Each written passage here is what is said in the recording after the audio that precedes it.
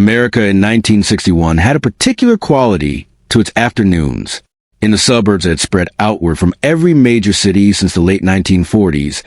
the light arrived with flat, abundant brightness that fell evenly across nearly identical lawns and nearly identical ranch-style houses arranged along streets that had not existed a decade before. The elm trees lining these neighborhoods in places like Levittown, New York, and Park Forest, Illinois, still stood at their full height, since Dutch elm disease had not yet stripped them, and they filtered the summer sun into something soft and domestic, casting slow-moving shade across the sidewalks and driveways below. Somewhere nearby, a push lawnmower moved in long, deliberate passes, and the air carried the layered smell of cut grass, copper-dome sunscreen, and whatever a neighbor had recently applied as rose bushes from a chrome nozzle pressure sprayer. Inside the houses, the warmth of the afternoon had accumulated. Formica countertops in harvest gold and turquoise, refrigerators humming with a low and steady note, televisions in the living room that had been the subject of considerable household deliberation before purchase. The average American family spent approximately 34 minutes eating dinner together on a weekday evening in this period, and much of the time that followed belonged to the television set, which received 3 major networks if the rooftop antenna had been properly adjusted. Programming ended around midnight, at which point the picture dissolved into static and a single sustained tone, and the house settled into quiet. This was a country of approximately 180 million people, the largest middle class any industrial society had yet produced, and it understood itself to be the most modern civilization on Earth. A considerable portion of what it believed, practiced, and consumed in that decade has since become genuinely difficult to account for. For those who find these late hours easier with something slow and unhurried to listen to, subscribing keeps this work going. There's a great deal more to come. The medical profession occupied a specific position in the hierarchy of American institutional authority during this decade, and that position was perhaps more elevated than it had ever been or would ever be again. Physicians were not merely experts. They were figures of near unchallenged social credibility, whose judgments on matters ranging from diet and sleep to the management of emotional states were received by patients and families with a deference that would become, in subsequent decades, considerably harder to sustain. The relationship between American medicine and the tobacco industry offers a useful entry point into how that authority functioned in practice. The R.J. Reynolds Tobacco Company had for years operated a national advertising campaign bearing the headline, "More Doctors Smoke Camels Than Any Other Cigarette," which appeared not only in popular magazines, but in the very medical journals that practicing physicians read between appointments. The campaign had originated in 1946 and was based on a study in which company representatives approached physicians arriving at medical conventions, offered them a free carton of Camels, and followed up to ask which brand they were currently smoking. The methodology produced a result that was then presented in paid advertising as medical evidence. The Journal of the American Medical Association accepted tobacco advertising well into the 1950s, and the American Medical Association itself received substantial financial support from tobacco companies during the years when epidemiological evidence of cigarette-related illness was quietly accumulating. The association did not take an official position on smoking as a health hazard until 1964. That position arrived in the form of the landmark report produced under Surgeon General Luther Leonidas Terry, released on January 11, 1964, which concluded that cigarette smoking was causally related to lung cancer in men and constituted, in the report's measured language, a health hazard of sufficient importance in the United States to warrant appropriate remedial action. The evidence on which that conclusion rested had been in the medical literature for more than a decade. Ernst Ludwig Winder and Everett Ambrose Graham had published their study in the Journal of the American Medical Association in May of 1950, demonstrating a statistical relationship between heavy smoking and lung cancer in a sample of 684 male patients. And their work had been paralleled that same year by Richard Dahl and Austin Bradford Hill's research published in the British Medical Journal. The gap between the accumulation of that evidence and the official institutional acknowledgement of it spanned approximately 14 years, during which approximately 524 billion cigarettes were sold annually in the United States. The pharmaceutical industry's relationship with the medical establishment operated under a similarly permissive regulatory framework. The Food and Drug Administration, as it existed in 1960, employed approximately 300 staff members responsible for reviewing an accelerating volume of new drug applications, under procedures that would be substantially revised only after events that nearly did not unfold as they did. The revision came in the form of the Kefauver-Harris Drug Amendment signed October 10, 1962, a piece of legislation whose urgency owed considerably to the judgment of a single pharmacologist who had joined the agency only months before a major pharmaceutical company submitted its application. Francis Oldham Kelsey's first assignment at the Food and Drug Administration was a review of an application from Richardson Merrill, a pharmaceutical company based in Cincinnati, Ohio,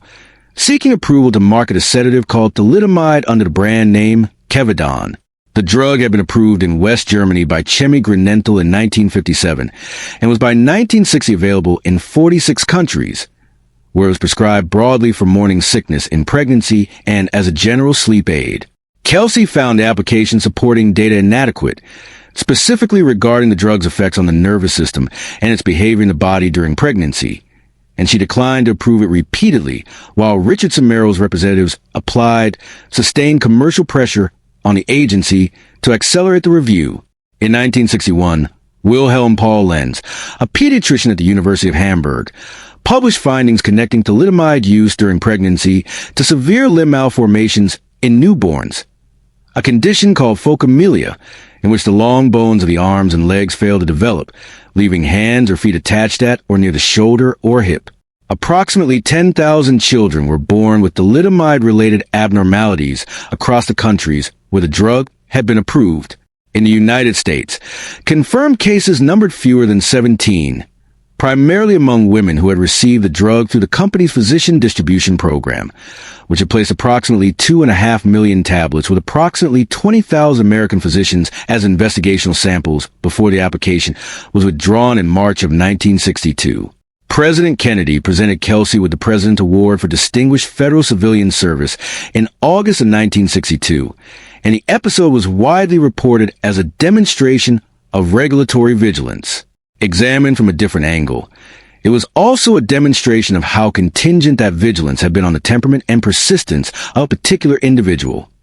The structural features of the review process had not been what stood between the American public and a drug that had injured 10,000 children abroad, but rather one pharmacologist's willingness to ask questions that her employer's commercial interlocutors found inconvenient. The drugs being prescribed with full institutional confidence throughout this same period form a list that rewards careful reading. Milltown, the brand name from a probamate produced by Wallace Laboratories, had been approved by the Food and Drug Administration in 1955 and had become within 2 years the fastest-selling pharmaceutical in American history. By the end of the 1950s, approximately 1 in every 3 prescriptions written in the United States was for a tranquilizer, with meprobamate leading that category. It was prescribed for anxiety, for tension, for what contemporaries described as a strain of modern living, and for the general condition of feeling strained by domestic and professional demands, a condition that physicians and pharmaceutical advertising jointly constructed as a medical problem susceptible to pharmacological solution. The advertising directed at general practitioners described meprobamate as addressing the stresses of modern living and anxiety associated with the pressures of contemporary society, language that is notable for its circularity. The drug was positioned as a correction conditions that the advertising itself helped define as pathological. Dextroamphetamine,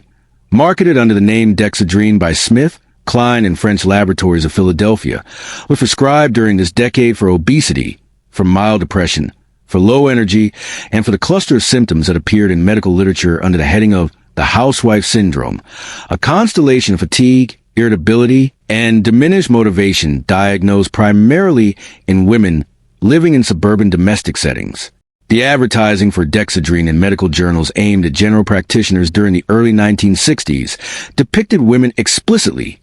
standing at kitchen counters, pushing shopping carts through supermarket aisles, described in the copy as struggling with the monotony of her day. Amphetamine dependence was not prominently discussed in professional literature as a clinical risk associated with these prescriptions. The primary concerns expressed were cardiovascular and confined to patients with certain pre-existing conditions. The most extreme medical interventions of this period were not pharmaceutical but surgical, and the most consequential was a transorbital lobotomy, as developed and promoted by Walter Jackson Freeman II, a neurologist at George Washington University Hospital in Washington, District of Columbia. Freeman had introduced his transorbital technique in 1946, using an instrument resembling an ice pick that was inserted to the upper eyelid, driven to the thin bone of the orbital roof into the frontal lobe, and swept back and forth to sever the neural connections between the frontal cortex and the thalamus. The procedure took approximately 10 minutes and could be performed without a general anesthetic, which Freeman considered one of its principal advantages, as it required no operating theater and could be conducted in a psychiatric ward with basic equipment. Over the course of his career, Freeman performed approximately 3,500 such procedures. Traveling across the country in a converted camper he referred to as the lobotomobile, conducting operations at state psychiatric hospitals where patients moved through his care in rapid succession. His last procedure was performed at the Herrick Memorial Hospital in Berkeley, California, on February 24, 1967, on a patient named Helen Mortensen, who was undergoing her third operation at his hands. She died from a cerebral hemorrhage 3 days later, and Freeman's operating privileges were revoked. The broader practice of psychosurgery had already been substantially displaced by chlorpromazine and the other antipsychotic medications that entered clinical use in the mid-1950s, and that displacement had proceeded not primarily through an ethical reassessment of lobotomy's outcomes, but through the commercial availability of a cheaper and legally less complicated alternative. An estimated 40,000 Americans had undergone lobotomy procedures between 1936 and the mid-1960s, a number that reflects not a fringe practice, but an approach endorsed by academic medical centers, including the Columbia Presbyterian Medical Center in New York City and the medical schools of Duke University and the University of Virginia. In the shoe stores of the same America, a related application of institutional authority over the body was operating in plain sight. The fluoroscope shoe fitting machine, sold under various names, including the Petoscope, manufactured by the Petoscope Company of St. Albans, England, allowed customers to stand on a platform, insert their shod feet into a lower compartment, and examine through a viewer a green-tinted X-ray image of the bones of their feet inside the shoe. Parents used the devices to observe their children's developing feet. Shoe salespeople demonstrated fit with them as a matter of standard service. At peak installation, approximately 10,000 such devices were operating in American shoe stores,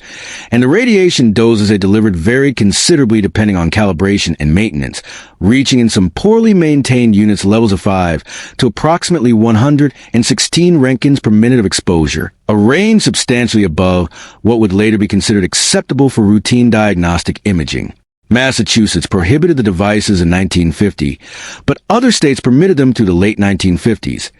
And some continued into the early years of the following decade. Radiation held a peculiar cultural position in this period. Feared in its thermonuclear form, embraced with remarkable openness in its medical and commercial applications. Physicians at school clinics and in private practice throughout the 1940s and into the early 1950s administered radiation directly to children's scalps to treat ringworm, using fluoroscopy units to deliver doses calibrated to cause temporary hair loss,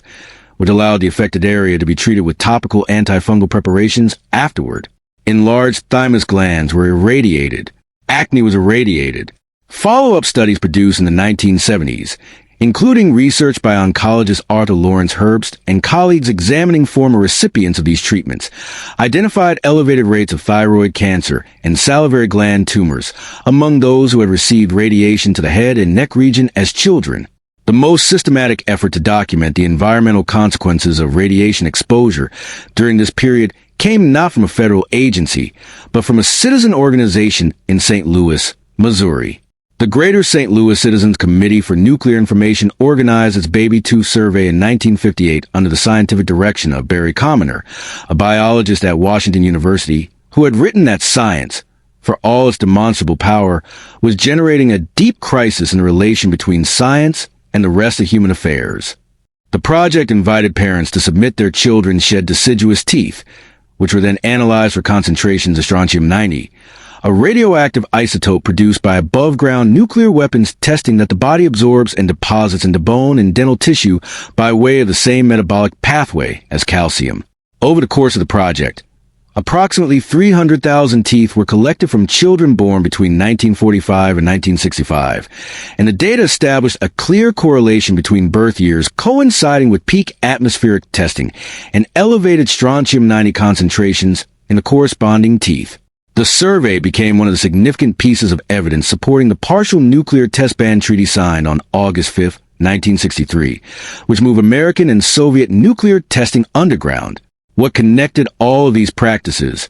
The tobacco endorsements in medical journals, the tranquilizer prescriptions for the pressures of daily life, the amphetamines dispensed for domestic fatigue, the transorbital surgeries carried out in state hospital wards, the shoe fluoroscope standing in children's departments, the radiation treatments for acne administered at school clinics was not ignorance in the ordinary sense of that word. The physicians, chemists, and institutional administrators involved were, by the standards of their training and their era, generally competent professionals working within frameworks their institutions had established and approved. What these practices shared was a structural assumption that authority was self-validating,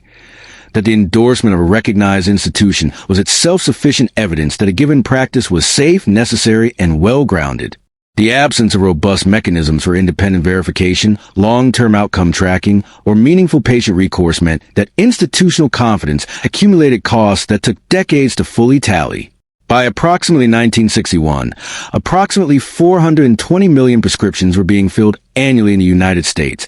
each of them processed through a system whose operative safeguard was, in most cases, the professional judgment of the prescribing physician, informed, in turn, by the commercial literature provided by the company that manufactured the drug. The same institutional confidence that had shaped the practice of medicine had also set its hand firmly to the physical landscape of American life, to the design of neighborhoods, to the organization of the domestic interior, and, in one of the stranger chapters of the 1960s, to the question of what ordinary families ought to do when, and if the civil defense sirens began to sound. The neighborhoods that had absorbed the returning veterans of the Second World War and their growing families were, by 1961, a decade and a half old in their oldest sections, and they had taken on the specific character of places that had been built very quickly according to a small number of repeated templates. William Jared Levitt, the developer whose company built the most famous of these communities, had approached the construction of residential housing with the same systematic logic that automobile manufacturers applied to the assembly line, breaking the process of building a house into 27 distinct operations and assigning a specialized subcontractor to each, so that a team of workers could move from foundation to foundation along a street, repeating a single task with industrial efficiency. The houses in Levittown, New York. The original development, built on 4,000 acres of former potato farmland in Nassau County between 1947 and 1951, were sold for approximately $7,990 each, a price calibrated to reach families of modest income whose access to mortgage financing had been opened by the Servicemen's Readjustment Act of 1944. The second Levittown, built in Bucks County, Pennsylvania, beginning in 1951, expanded on a model with slightly larger floor plans and a somewhat wider range of house styles, though the fundamental logic of mass repetition remained. The deed restrictions that governed these properties were, in retrospect, among the most revealing documents of the era's institutional priorities. The original Levittown, New York, deeds contain explicit racial covenants stating that the property could not be occupied or used by anyone other than members of the Caucasian race, a restriction that reflected both Levitt's personal views and his practical calculation that racially integrated developments would be refused federal Housing Administration mortgage backing. The Supreme Court's ruling in Shelley v. Kramer in 1948 had found racially restrictive covenants to be legally unenforceable, but the decision applied only to judicial enforcement of such provisions. It did not prohibit the private discrimination that made the covenant's formal absence largely irrelevant. Well into the 1960s, the practical composition of Levittown, Pennsylvania, remained overwhelmingly white, and the community's reaction to the arrival of William Edward and Daisy Bridget Myers, a black family who purchased a home there in August of 1957, had included a sustained campaign of harassment, nightly crowds gathering outside their home, and a Confederate flag displayed in an adjacent window by neighbors who had moved in specifically to register there. Objection. The Federal Bureau of Investigation monitored the situation and documented the harassment. No federal charges resulted. Beyond racial composition, the deed restrictions governing many post-war developments reached into details of domestic life that would now be considered beyond the plausible reach of a property contract. Clotheslines visible from the street were prohibited in many Levittown sections, as were fences exceeding certain heights and vegetable gardens in the front yard. The aesthetic uniformity these restrictions enforced was not purely a matter of property values, though it was framed that way. It was also a statement about the proper form of the domestic exterior, an institutional specification of how the face of a home presented itself to the community, which was itself understood as a coherent and regulatable entity. The sociologist Herbert John Gans, who moved into Levittown, New Jersey, for 2 years beginning in 1958 and produced his study, The Levittowners, in 1967, found a community that was not the conformist dystopia of literary criticism, but a genuinely complex social fabric, and also one in which the contractual and informal pressures towards surface uniformity were real and consistently applied. Into this landscape of managed appearances, the federal government introduced in the summer of 1961 a new set of domestic recommendations that would prove to be among the more surreal episodes in the history of American civilian life. President John Fitzgerald Kennedy had addressed the nation on July 25, 1961, regarding the Soviet Union's pressure on the status of West Berlin, and in the course of a speech that was primarily diplomatic and military in its concerns, he urged American families to consider building private fallout shelters. The Office of Civil Defense followed the address with an intensified public information program, distributing a publication titled Family Fallout Shelter, designated as Department of Defense Pamphlet -12, which provided instructions for constructing a below-ground or basement shelter that could sustain a family of 5 through a nuclear event. The pamphlet specified ventilation requirements, food and water storage quantities, approximately 14 gallons of water per person for a 2-week stay, and the density of shielding material required to reduce exposure to residual radiation from a surface burst to survivable levels. The response in the commercial sector was rapid and entrepreneurial. Companies including the Peace O' Mind Shelter Company of Dallas, Texas, began marketing prefabricated steel units that could be installed in the backyard over a weekend, priced between approximately $1,500 to $5,000, depending on capacity and amenity level. Catalog offerings included units equipped with bunk beds, chemical toilets, hand-crank ventilation systems, and board games. Architects offered custom designs with concrete construction for clients willing to invest more substantially. The National Association of Home Builders incorporated shelter specifications into its residential design guidance. By the end of 1962, approximately 1 million private fallout shelters had been constructed across the United States,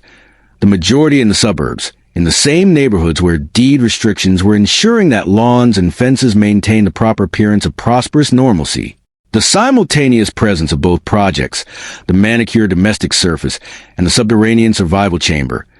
captures something specific about how the period managed its contradictions. The institutional apparatus of civil defense had taken the fact of thermonuclear vulnerability and processed it into a consumer commodity, offering the purchase of a prefabricated steel cylinder as a meaningful response to the possibility of civilizational annihilation. The more fundamental architectural transformation of the American landscape during this period was a consequence not of civil defense policy, but a transportation policy, specifically of the Federal Aid Highway Act that President Dwight David Eisenhower had signed on June 29, 1956, authorizing construction of approximately 41,000 miles of limited access highway at a federal cost of approximately $25 billion. The interstate highway system, as it was formally designated, reshaped the relationship between American cities and their surrounding regions in ways that would take decades to fully express. But the immediate consequences were visible in every metropolitan area where construction proceeded through existing neighborhoods. In New York City, the Cross-Bronx Expressway, which Robert Melton Moses had designed to connect the George Washington Bridge with the Throggs Neck Bridge across the width of the South Bronx, was completed in 1963 after a construction process that displaced approximately 60,000 residents from the neighborhoods through which it passed. The largest forced relocation for a public works project in American history to that point. Moses had made a specific and deliberate choice in routing the expressway through the East Tremont neighborhood of the South Bronx rather than along the alternate path proposed by the East Tremont Community Center and its residents, which would have required demolishing a park and several commercial buildings rather than approximately 1,000 inhabited apartments. The alternate routing would have cost approximately $1 million more. Moses rejected it on grounds of efficiency and proceeded with the displacement. The sociologist Herbert James Gans had not yet written his account of Levittown when the Bronx clearances were underway, but Robert Allen Carr's examination of Moses's decision-making, published in 1974 as The Power Broker, documented the process in granular detail and established that Moses had received, read, and consciously rejected the community's alternative proposal. The Cross-Bronx Expressway is now understood as one of the formative events in the disinvestment and deterioration of the South Bronx that would consume the following 2 decades, a consequence of a single institutional decision made in 1953 and executed through the 1960s against the sustained objection of the affected population. The commercial architecture that grew up to serve the new automobile-dependent geography of post-war America was its own distinct and peculiar expression of the era's aesthetic logic. The critic Douglas Haskell coined the term googie in 1952 in a column for House and Home magazine, naming the style after a Los Angeles coffee shop designed by the architect John Lautner, and the label stuck to a family of buildings characterized by extreme roofline angles, heavy use of glass and exposed steel, and a visual vocabulary drawn from the iconography of space travel and atomic science, boomerang shapes, starbursts, amoeba curves, upswept canopies that implied either takeoff or the trajectory of a projectile. The architects Armit and Davis, the firm of Lewis Leroy Armit and Eldon Kemper Davis, based in Los Angeles, California, designed a substantial portion of the coffee shop interiors along the western coast during this period, including the original prototype for the Norm's restaurant chain and the design that became the template for Denny's. The International House of Pancakes, founded by Albert Callis in Toluca Lake, California, in 1958, adopted a distinctive design featuring a steeply pitched blue roof that was legible from the highway at speed, which was precisely the point.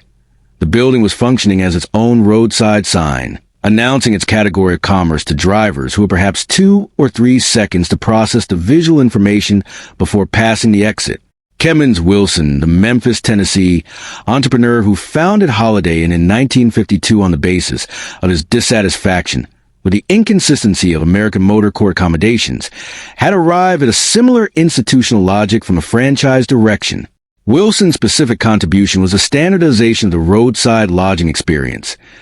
Every Holiday Inn would offer rooms of the same dimensions, beds of the same width, ice machines on every floor, air conditioning, a swimming pool, and a rate of $8 per night for a double room, all of which would be the same whether the traveler was in Memphis or in Sacramento. By 1964, approximately 500 Holiday Inn locations were in operation, and by 1970, the chain had become the largest hotel system in the world. The Holiday Inn sign, a yellow starburst pattern above a green rectangular panel, designed by the sign manufacturer Heath & Company, became among the most recognized commercial images on the American roadside. Present at the interstate interchanges at Moses and his counterparts across the country were simultaneously bulldozing through the residential fabric of American cities. The drive-in as a civic and commercial format reached its most elaborate expression during this decade, extending considerably beyond the motion picture theaters that had begun their rapid expansion after the Second World War. Drive-in banking had been introduced in the 1930s and proliferated widely in the post-war period. Drive-in dry cleaners, drive-in pharmacies, and drive-in dairy operations served customers who preferred not to leave their vehicles. The most remarkable extension of the drive-in format, and the one that most directly embodied the era's institutional flexibility, was a drive-in church established by the Reverend Robert Harold Schuller at the Orange Drive-In Theater in Garden Grove, California, on March 27, 1955. Schuller had been sent by the Reformed Church in America to establish a congregation in Orange County, had found no available building, and had negotiated the use of the drive-in theater on Sunday mornings, before the first matinee, preaching from the roof of the snack bar to a congregation of approximately 50 cars. The congregation grew steadily through the late 1950s and into the 1960s, eventually occupying a permanent sanctuary building in 1961, while retaining the outdoor drive-in section for parishioners who preferred to remain in their automobiles and who could hear the service through speakers mounted on posts beside their parking spaces, the same infrastructure that had delivered the audio track of Ben-Hur and Psycho to their windows on the previous Friday night. There was also in Fort Worth, Texas, a funeral home that offered drive-in visitation services, allowing mourners to view the deceased through a plate glass window from their vehicles without entering the building. The arrangement was described in the promotional materials as a convenience for the elderly, the infirm, and those who could not arrange child care for traditional visitation. It appeared in newspaper accounts of the period not as a subject of concern, but as a practical innovation, reported alongside other examples of the American commercial spirit's capacity for adaptation. The drive-in format had by this point so thoroughly colonized the commercial imagination that its application to the ritual of mourning generated less comment than its more mundane extensions into grocery checkout and dry cleaning collection. The civil defense program that had made backyard shelters a matter of mainstream domestic planning also produced its own architectural peculiarities on a larger scale. The Federal Emergency Management Framework of the early 1960s designated hundreds of public buildings across the country as official fallout shelter locations, identified by the distinctive three-sided black and yellow radiation symbol on yellow placards mounted near building entrances. These placards remain visible on a number of older public and commercial buildings that have not been extensively renovated, marking corridors and basement levels that were stocked in the 1960s with approximately 112 million individual survival rations, crackers manufactured by the National Biscuit Company under government contract, stored in sealed metal containers that were periodically replaced as they approached the end of their rated shelf life. The logistical operation required to stock, inventory, and maintain the contents of approximately 235,000 designated public shelters across the United States was substantial and was conducted in parallel with the marketing of private shelters, creating a bifurcated civil defense philosophy in which the government simultaneously encouraged individual families to invest in personal survival infrastructure and maintain a parallel public system whose existence acknowledged the practical reality that most families would not have a private shelter when the siren sounded. The physical landscape that all of these forces had produced by the middle of the decade was strange in ways that its inhabitants, living within it, had limited occasion to perceive as strange. The interstate highway cutting through the neighborhood and the fallout shelter under the lawn, and the Googie coffee shop at the interchange and the drive-in church with its speaker posts existed within the same coherent system of American institutional logic, each of them the product of a specific authority, federal, commercial, civic, ecclesiastical, that had applied its resources to shaping the physical environment according to its own particular interpretation of what the modern world required. Those who did not benefit from these arrangements or who found themselves routed around by them experienced the logic from a different position. And beneath all of it, literally and figuratively, something else had been accumulating, not in the fallout shelters, but in the soil and the water table and the adipose tissue of the population. That would take its own institutional reckoning to make visible. The soil beneath the lawns of Levittown and beneath the lawns of every comparable suburb spreading outward from every American city in this decade contained compounds that had not been present in any soil on Earth a generation earlier. They had arrived by a variety of routes. Through aerial application by government and commercial aircraft, through the routine domestic use of products available at any hardware store, through the atmospheric deposition of particles that had traveled extraordinary distances from their point of origin, and their accumulation was, in 1960, only beginning to attract a kind of systematic scientific scrutiny that might have allowed the public to form an informed view of what its landscape now contained. The regulatory frameworks that might have required such scrutiny before the compounds were released had not been built. The commercial and governmental institutions that had released them operated under the assumption, rarely examined and almost never formally tested, that a product available for purchase was a product whose safety had been established. Dichlorodiphenyltrichloroethane, known throughout this period by its abbreviated designation of DDT, had been synthesized in 1874 by the Austrian chemist Othmar Zeidler, but had sat without known practical application until 1939, when Paul Hermann Mahler, a chemist working at the J.R., Geigy Corporation in Basel, Switzerland, demonstrated its effectiveness as an insecticide. Muller received the Nobel Prize in Physiology or Medicine in 1948, an award whose citation emphasized DDT's role in controlling the typhus and malaria vectors that had threatened military and civilian populations during the Second World War, and the prize conferred on a compound a scientific prestige that would take considerable subsequent effort to revise. By the early 1950s, DDT was being applied across the American landscape in quantities and by methods that would, within a decade, be characterized by the scientific community as reckless, though that characterization would itself require sustained institutional struggle to establish. The aerial spraying of Nassau County, Long Island, for gypsy moth control had begun in 1945, and similar programs operated across the northeastern states throughout the late 40s and into the 50s. Photographs and newsreel footage from this period document the routine application of DDT spray over children playing at public swimming pools and along beaches, a practice that was understood not as a hazard but as a service. The visible demonstration that a competent governmental authority was managing the environment on behalf of the public. The specific ecological consequences of DDT's widespread application were being documented by wildlife biologists and ornithologists throughout the 1950s,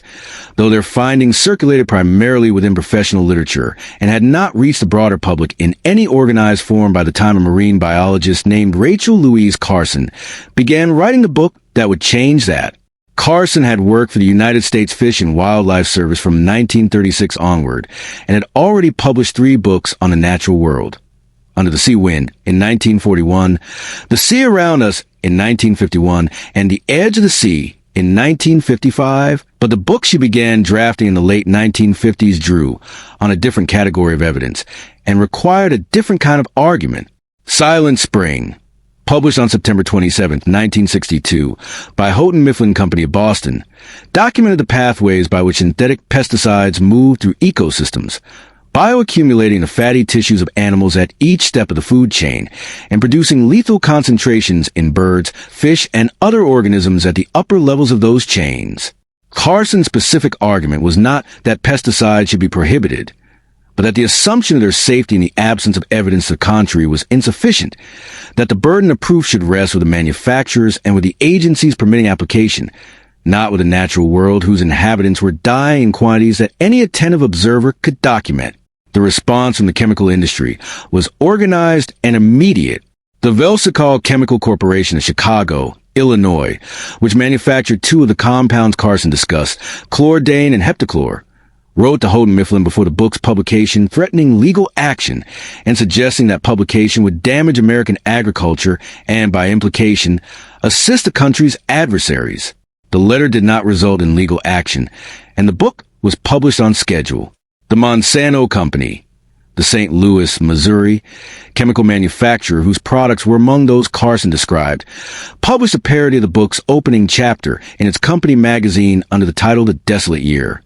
which described an insect-ravaged America stripped of chemical protection, a country in which crops failed and disease spread unchecked because the safeguards that chemical science had provided had been taken away. The Chemical Manufacturers Association coordinated a broader campaign that distributed critical materials to newspapers, sponsored production of a promotional film titled Pesticides and the Living Landscape, and engaged scientists whose research funding was provided by industry to review Carson's work in terms that suggested its scientific foundations were unsound. The former Secretary of Agriculture Ezra Taft Benson, writing to President Eisenhower, is reported to have questioned why a spinster with no children was so concerned about genetics, a comment that reflected both the gender contempt with which Carson's argument was received in some quarters and the degree to which the argument's substance was being redirected into commentary on the person making it. President Kennedy established a panel of the Science Advisory Committee to review Carson's findings, and the panel's report, released May 15, 1963, validated the broad outlines of her argument, recommending substantially increased governmental oversight of pesticide use and calling for research into the long-term effects of pesticide exposure on human health. Carson testified before Senator Abraham Alexander Rybikoff's subcommittee that same month,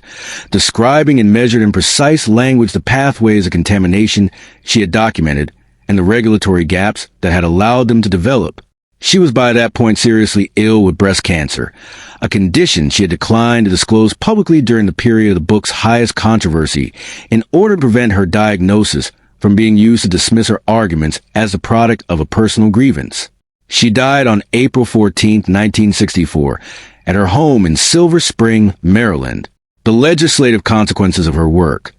principally the establishment of the Environmental Protection Agency in December 1970, and the ban on most uses of DDT in the United States, signed by Environmental Protection Agency Administrator William Doyle Ruckelshaus in June of 1972, arrived nearly a decade after her death. The chemical compound whose story most directly parallels Carson's account of institutional resistance to inconvenient evidence was not a pesticide but a fuel additive, and its history had begun considerably earlier in the laboratories of the Standard Oil Company of New Jersey. Thomas Midgley, Jr., a mechanical engineer who had joined the Dayton Engineering Laboratories Company, known as Delco, in 1916, had been tasked by his supervisor Charles Franklin Kettering with solving the problem of engine knock, the premature detonation that occurred in high-compression internal combustion engines and limited their efficiency. Midgley identified tetraethyl lead as an effective ANOC additive in 1921, and the Ethyl Corporation, formed as a joint venture of Standard Oil of New Jersey and General Motors Corporation, began commercial production of leaded gasoline under the brand name Ethyl in 1923. Midgley subsequently went on in 1928 to develop chlorofluorocarbon compounds as non-toxic refrigerants, the class of chemicals eventually marketed under the Freon brand name by the EI. DuPont and Nemours and Company of Wilmington, Delaware, compounds whose effect on the stratospheric ozone layer would not be characterized until the 1970s and would not be internationally regulated until the Montreal Protocol of 1987. The environmental historian John Robert McNeil, writing in his 2000 volume, Something New Under the Sun, described Midgley as a figure who had more impact on the atmosphere than any other single organism in Earth's history, a characterization that is unusual in scientific historical writing precisely because it applies the category of impact to a single individual's two major inventions rather than to a class of industrial processes. The toxicology of tetraethyl lead had been a matter of concern from the beginning of its commercial production. Workers at the Standard Oil Refinery in Bayway, New Jersey, and at the Ethyl Corporation's plant in Deepwater, New Jersey, began experiencing symptoms of acute lead poisoning, hallucinations, convulsions, and in some cases death in 1924, and the incidents attracted brief but significant newspaper attention. A conference organized by the United States Public Health Service in May of 1925 brought together public health officials, industrial representatives, and toxicologists, including Alice Hamilton of Harvard Medical School, who argued that the existing evidence of lead's neurotoxicity made a compelling case for caution. The conference did not result in regulatory action. The Public Health Service accepted the industry's position that more research was required, appointed a committee to study the question, and the committee's report in 1926 found no basis for restricting the use of leaded gasoline. The Ethyl Corporation's scientific and legal resources have been substantially deployed in shaping the conditions under which that finding was reached. By the early 1960s, approximately 150,000 tons of tetraethyl lead were being added to American gasoline annually, released into the atmosphere through vehicle exhaust as fine lead particulates that settled on soil, were absorbed into dust, entered the food supply through vegetation grown in contaminated soil, and were inhaled by anyone breathing the air of any street along which automobiles traveled. The geochemist Claire Cameron Patterson of the California Institute of Technology in Pasadena had arrived at the study of environmental lead contamination through an apparently unrelated project. His effort in the early 1950s to establish the age of the Earth through the ratio of lead isotopes in ancient rock and meteorite samples, which required him to develop laboratory techniques of extraordinary purity to distinguish the primordial lead in his samples from the lead that his equipment and environment were adding through contamination. The effort to eliminate contamination led Patterson to understand, with increasing precision, how much lead was actually present in the contemporary environment, and to compare that concentration with the lead levels he could measure in samples of ancient ice cores, ocean sediments, and the bones of pre-industrial human remains. The comparison revealed that contemporary Americans carried lead concentrations in their bones approximately 100 times higher than individuals who had lived before the industrial use of lead, and that the primary source of this elevation was a combustion of leaded gasoline. Patterson published his initial findings in the Archives of Environmental Health in 1965 and testified before Senator Edmund Sixtus Muskie's subcommittee on air and water pollution in the same year, presenting data that he argued warranted immediate reduction of lead in gasoline and comprehensive monitoring of environmental lead levels. The Ethel Corporation and the American Petroleum Institute had by that point already moved to sever Patterson's access to research funding. The Robert A. Taft Sanitary Engineering Center, which had funded his early lead research, had declined to renew his contract, and the American Petroleum Institute, which had initially provided funding for work on lead in the ocean environment, had withdrawn that support after Patterson's preliminary findings suggested implications for leaded gasoline. Patterson later described the experience in terms that were characteristically direct. The industry had, he wrote, been engaged in a program of buying off researchers and research institutions that might otherwise have produced inconvenient findings, and had applied the same strategy to him when his findings proved inconvenient. He continued his research using California Institute of Technology funds and eventually secured support from the United States Public Health Service,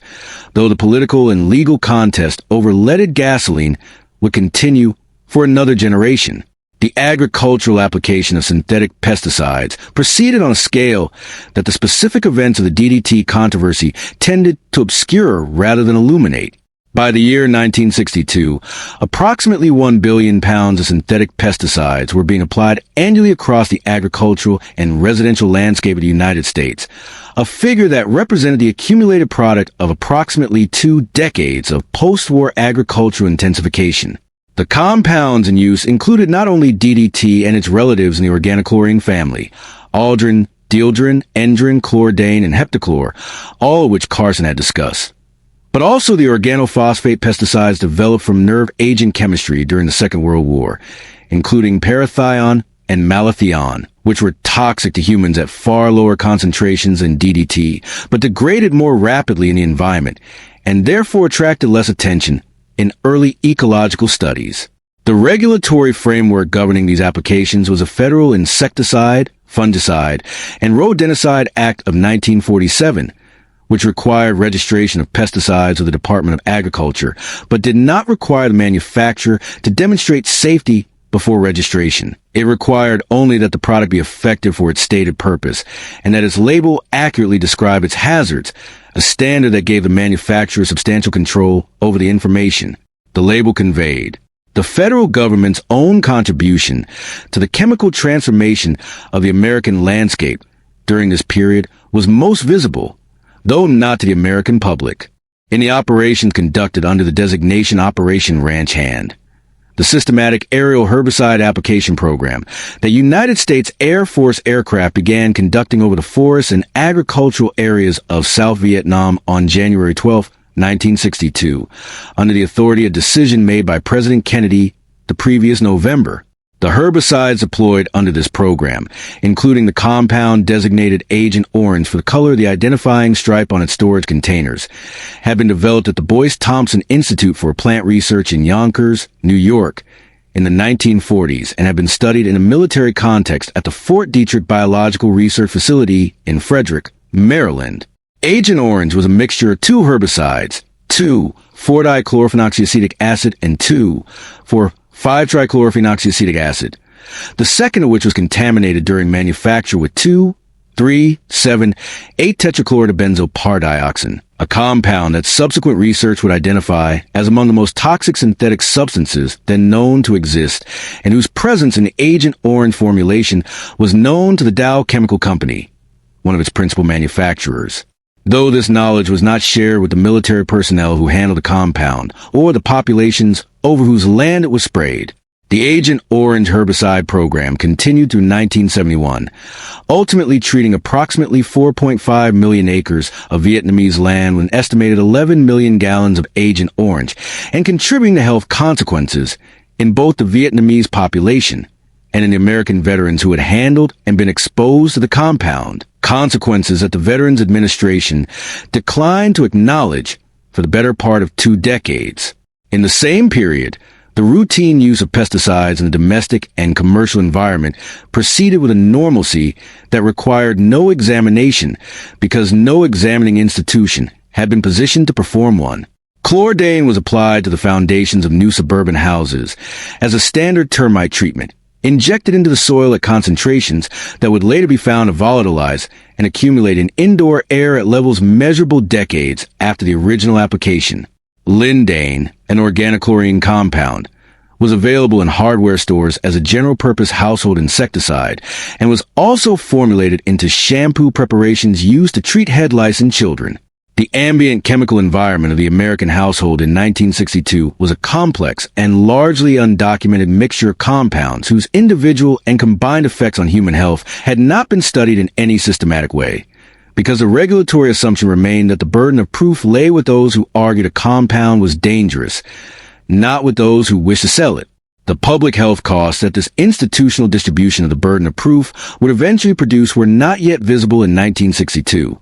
because the latency periods between exposure and outcome for many of the relevant conditions extended well beyond the time frames within which regulatory and commercial decisions were ordinarily made. What united the DDT campaign, the lead additive contest, and the herbicide program in Vietnam was a structural feature that went deeper than the venality or negligence of particular corporations or particular regulators, though venality and negligence were both present in sufficient quantity. The more fundamental issue was that the institutions responsible for making decisions about the chemical environment,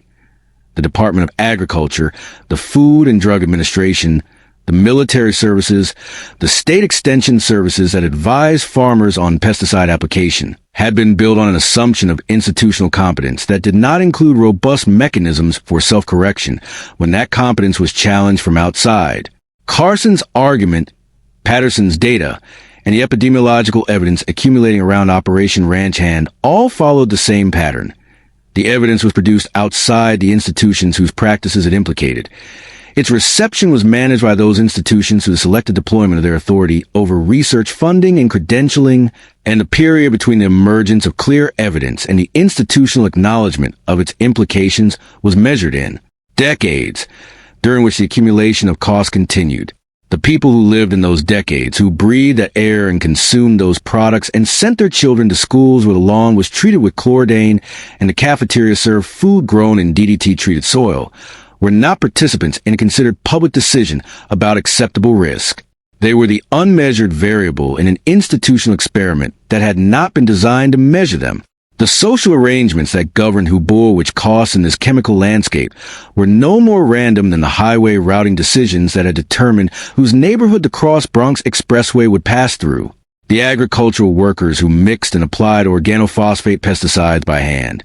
the children of migrant farm worker families who lived in proximity to treated fields, the residents of communities adjacent to manufacturing facilities. These populations absorbed exposures at levels and by pathways that were qualitatively different from those experienced by the suburban householder whose primary pesticide contact was the product he bought at the hardware store to treat his lawn. The institutional framework that had failed to require demonstration of safety before releasing these compounds had also, in its construction, declined to specify whose safety it was primarily designed to protect. That question would eventually be named, and its implications traced through the subsequent decades by a movement that had not yet been given a name in 1962, and in a political and social context that was itself, in those years, in a period of extraordinary and increasingly ungovernable transformation. The same post-war confidence that had placed DDT in the hands of agricultural extension workers and tranquilizers in the prescription pads of suburban physicians had also expanded the operational scope of the institutions responsible for managing the social order, and those institutions had, by the early 1960s, accumulated authorities and developed practices whose full extent would not become visible to the American public until the following decade, when a combination of congressional investigation, unauthorized document disclosure, and sustained journalistic inquiry produce a reckoning that reshaped the legal relationship between the government and the governed in ways that are still being negotiated. The gap between what those institutions were doing and what the public understood them to be doing was not an accidental feature of the era. It was In the most significant cases, a deliberate operational objective maintained by the same logic of institutional self-authorization that had allowed the medical establishment to prescribe amphetamines for domestic fatigue and the Ethyl Corporation to suppress evidence of lead toxicity, the logic that held that an institution confident in its own authority had sufficient grounds for the actions it took in that authority's name. The Federal Bureau of Investigation under Director J. Edgar Hoover had operated a counterintelligence program since August 28, 1956, under the internal designation CONTLPRO, an abbreviation of Counterintelligence Program. The program had been initiated in response to concerns about the Communist Party of the United States of America and had operated through methods including the infiltration of targeted organizations by paid informants, the sending of anonymous letters designed to produce internal conflict within those organizations, the dissemination of fabricated or selectively edited information to journalists and employers, and the coordination of tax investigations and other forms of legal harassment against individuals the Bureau had designated as threats to the internal security of the United States. By the early 1960s, the program had been extended to encompass the civil rights movement, and from 1962 onward the Southern Christian Leadership Conference, the organization led by the Reverend Dr. Martin Luther King Jr., became a primary target of Bureau attention. The specific basis for this targeting was Hoover's belief, documented in Bureau memoranda, that the presence in the Southern Christian Leadership Conference's orbit of Stanley David Levison, a New York attorney and businessman who had previously been associated with Communist Party financing activities, constituted evidence of communist influence at the movement's leadership level. Attorney General Robert Francis Kennedy authorized wiretaps on Levison's telephones in March of 1962 and subsequently authorized surveillance of King himself, including the installation of listening devices in hotel rooms King occupied during his travels. The most extraordinary single document produced by the surveillance program was composed in November of 1964. In the weeks following King's announcement as the recipient of the Nobel Peace Prize, which he was to receive in Oslo, Norway, in December, the letter, drafted by William Cornelius Sullivan, the head of the Bureau's Domestic Intelligence Division, and authorized at the senior levels of the Bureau's leadership, was addressed to King anonymously and accompanied by recordings that Bureau surveillance had made of King in hotel rooms on the road. The letter's explicit purpose was to induce King to take his own life before the Nobel ceremony, on the basis that if he did not do so, the Bureau would release the recordings to the press, to the Nobel Prize Committee, and to Congress. The letter informed King, in language whose precision suggests careful composition rather than spontaneous expression, that he had just 34 days before the Bureau would destroy him. The passage of time has not made this document easier to place within the ordinary categories of governmental behavior. It was a suicide note written on behalf of the government of the United States, addressed to a Baptist minister and civil rights leader who was about to receive the most prestigious peace prize in the world, by officials of the nation's domestic intelligence agency, who considered this an appropriate and authorized use of their institutional power. King's wife, Coretta Scott King, is reported to have opened the package first and to have recognized its intent before giving it to her husband. King did not respond to it and traveled to Oslo in December to receive the prize. The letter's existence was not publicly disclosed until 1975, during the Senate Select Committee hearings chaired by Senator Frank Forrester Church of Idaho. The Church Committee's final report, published in April of 1976, documented the full scope of COINTELPRO's activities across its 15 years of operation, and found that the program had targeted not only the Communist Party and the Southern Christian Leadership Conference, but also the Socialist Workers' Party, the Nation of Islam, the National Association for the Advancement of Colored People, the Puerto Rican Independence Movement, the American Indian Movement, and beginning in 1968, a category the Bureau designated white hate groups, which included the Ku Klux Klan, an acknowledgement that the program's targeting logic had expanded to encompass essentially any organization the Bureau's leadership found objectionable. The committee concluded that the Bureau had acted in a manner outside the bounds of the law and had conducted a sophisticated vigilante operation aimed at preventing the exercise of First Amendment rights of speech and association. No criminal charges resulted from the committee's findings against the Bureau's senior leadership, the majority of whom had retired or died before the hearings concluded. The House Committee on Un-American Activities, which had operated since 1938 and reached the height of its public prominence during the early 1950s, was by the early 1960s a somewhat diminished but still operationally significant institution, issuing subpoenas, conducting hearings, and maintaining the mechanism by which the act of being named before the committee, not charged, not convicted, simply named in the context of an investigation, could produce consequences in employment and professional life that a formal legal proceeding might have required considerably more evidence to justify. The committee subpoenaed the folk singer Pete Seeger in 1955 for his refusal to cooperate with an earlier investigation.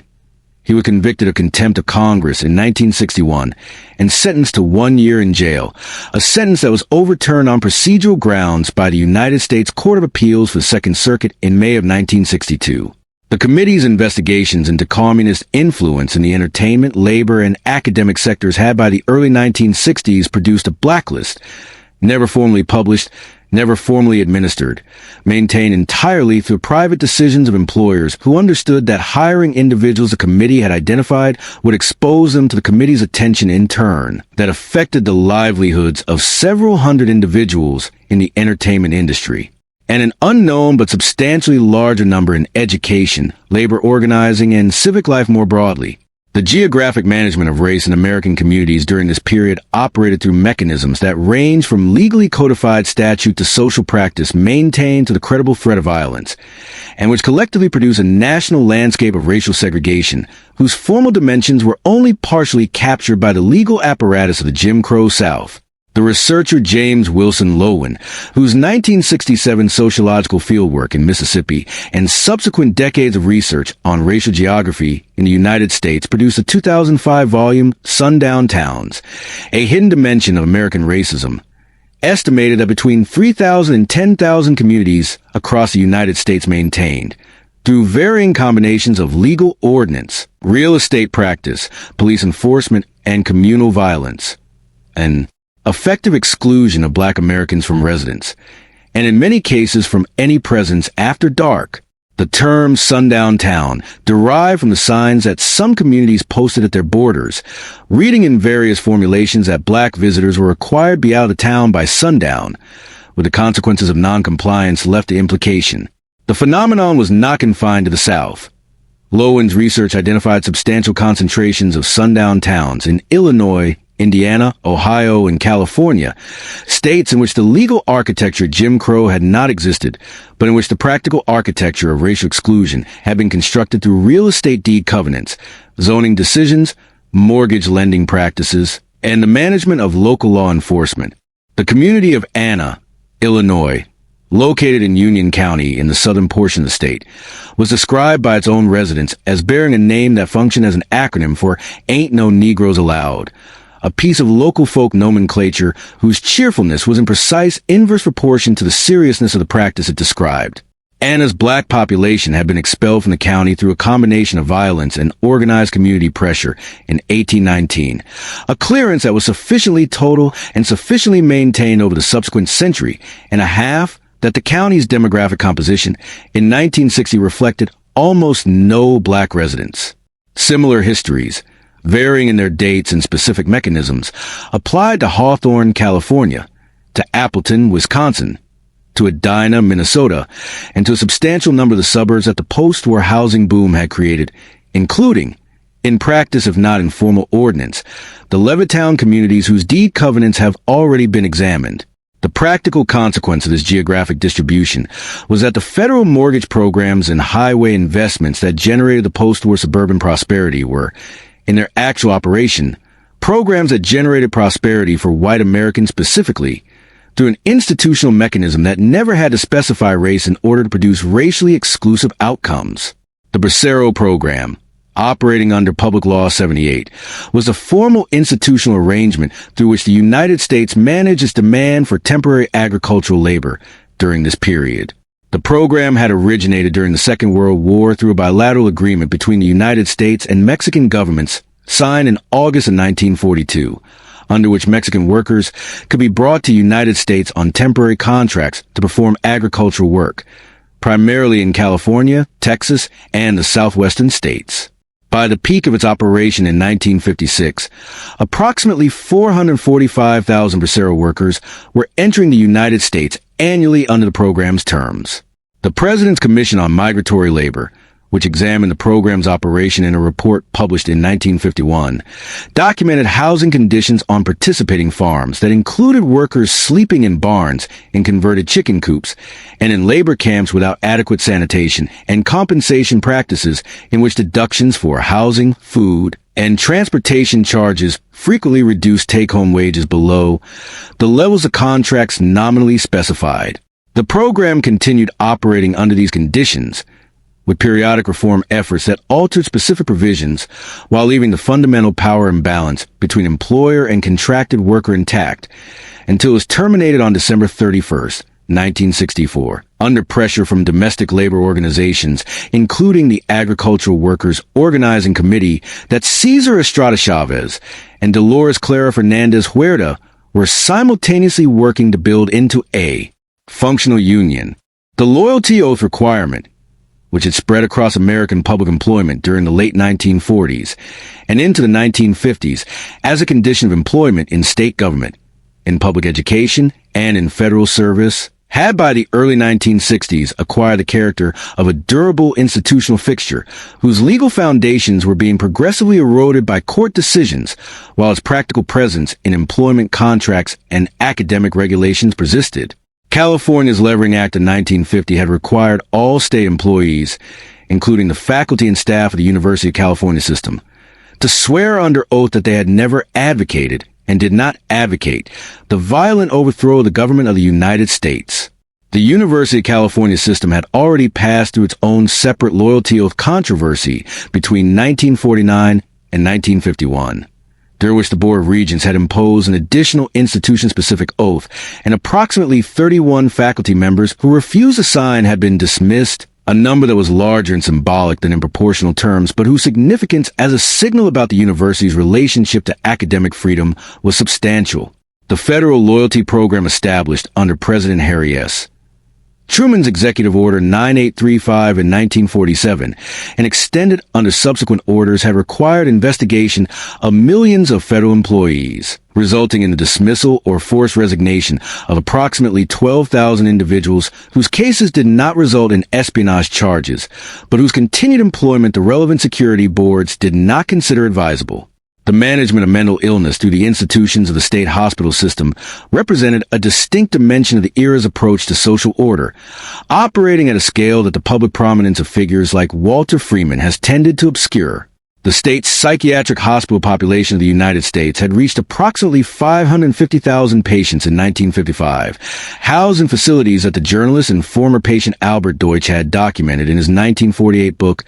The Shame of the State, as places of severe overcrowding, physical neglect, and in some cases routine abuse, where patients committed through civil rather than criminal proceedings were held without fixed sentences and with limited legal recourse. The legal standard for civil commitment in most states through the early 1960s required only the certification of one or two physicians and, in many jurisdictions, the petition of a family member, a threshold that was low enough to have been met in the documented historical record, through processes that would now be recognized as having served family convenience, social control, or the management of political dissent as readily as therapeutic need. The Community Mental Health Act signed by President Kennedy on October 31st, 1963, initiated the process of deinstitutionalization that would reduce the state hospital population dramatically over the following 2 decades. But the Act's vision of comprehensive community mental health centers providing outpatient and crisis services to replace institutional care was never funded at the levels necessary to make operational, and the consequence was a reduction in institutional capacity whose costs were distributed primarily to the individuals discharged and to the communities to which they were discharged without the support infrastructure the legislation had contemplated. The Selective Service System, operating under the direction of General Lewis Blaine Hershey, who had served as its director since 1941 and would continue in that role until 1970, administered the military draft through a classification structure of considerable complexity, whose practical operation produced outcomes along class lines with consistency that no formal policy of class-based election could have achieved more efficiently. The 2S deferment, which exempted full-time college students from the draft, ensured that the population of men drafted in the years of the Vietnam War's escalation was drawn disproportionately from those whose family circumstances had not permitted college attendance,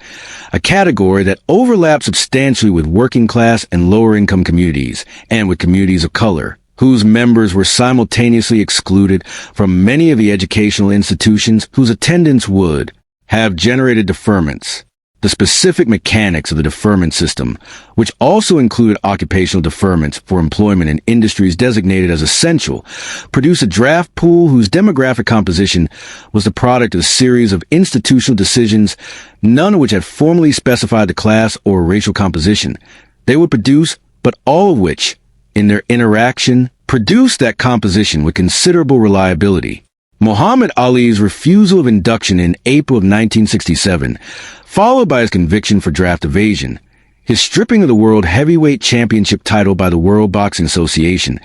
and the subsequent Supreme Court decision in Cassius Marcellus Clay, Jr. versus United States, decided June 28, 1971, which reversed his conviction unanimously, constituted one of the period's most public examinations of the draft system's application, though the systemic patterns the system produced attracted considerably less sustained public attention than the specific cases of individuals whose public prominence made their situations visible. The institutional management of American society during the 1960s was, in all of these dimensions, characterized by the same structural feature that had distinguished the medical establishment's management of the body and the chemical industry's management of the environment.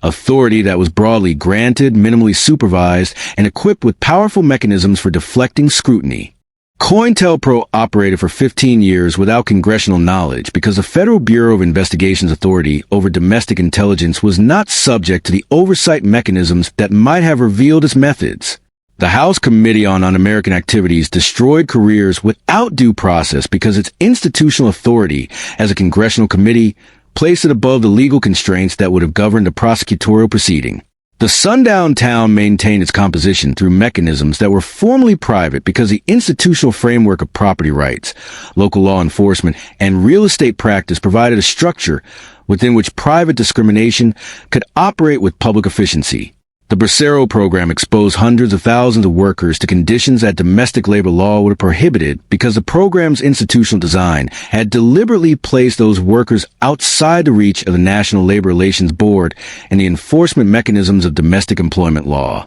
What these arrangements shared was not a common ideology so much as a common structural position. Each represented the exercise of authority by an institution that had been granted sufficient autonomy to define the terms of its own accountability, and that had used that autonomy in ways whose costs were borne primarily by those who lacked the institutional standing to contest them. The people who had that standing, and who in the course of the 1960s began to exercise in ways that the institutions had not anticipated and were not designed to absorb, would spend the decade that followed in a sustained and unresolved contest over who had the right to define what a given institution was actually for. The economy that the post-war period had built was, by the early 1960s, producing and distributing goods at a volume and variety that had no precedent in the history of the country or of any comparable industrial society. And the institutions charged with translating that productive capacity into household purchases, the advertising agencies, the market research firms, the packaging designers, the retail chains, and the manufacturers whose brands those institutions served, had developed,